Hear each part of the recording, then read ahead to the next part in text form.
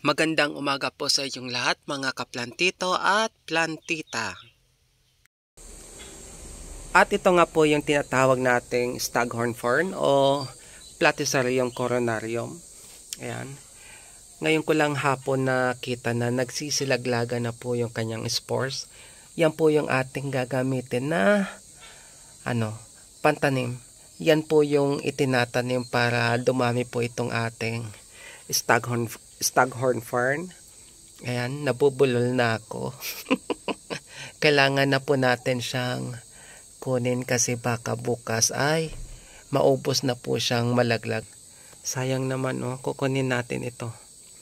Sana makapagparami tayo nito, no? Ayan. Ayan. Almost 50% na yung nalaglag na spores. Buti na lang nakita natin ngayong hapon na to. Bukas na natin ito itanim sa bunot.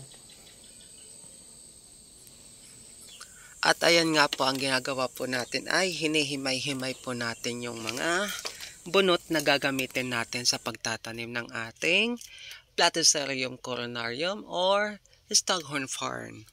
Ayan. Diba ang bilis ko? Ayan.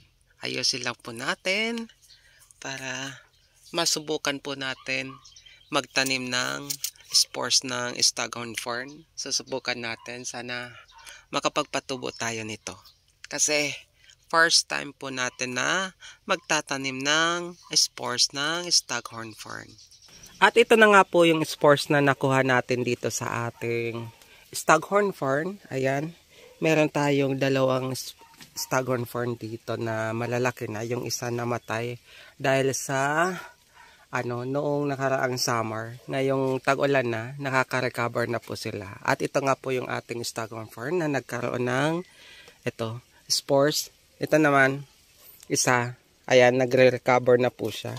At meron na rin po siyang supling dito sa kanyang side. Ayan. At ito po yung gagamitin natin pagtatamnan natin nitong spores. Itong bunot na ibinabad natin ng 1 week. Ayan. Itanim na po natin. Sana makapagpatubo tayo nitong Platycerium coronarium. Ayan. I-spread lang natin dito. Basa na rin naman yung bunot natin. Kailangan daw ay ilagay natin ito sa malamig na lugar at hindi na direktang nasisikatan ng araw. Ayan. Spread natin siya dyan. Ubusin na natin dito kasi wala na tayong ibang lalagyan.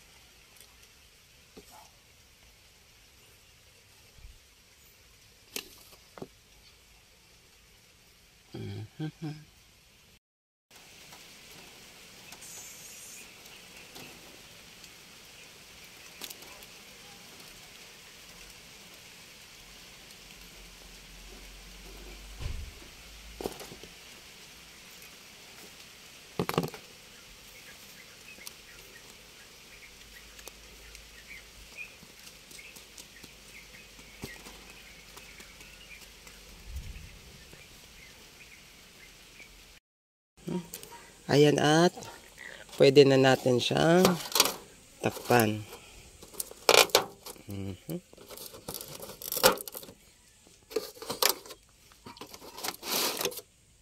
Okay.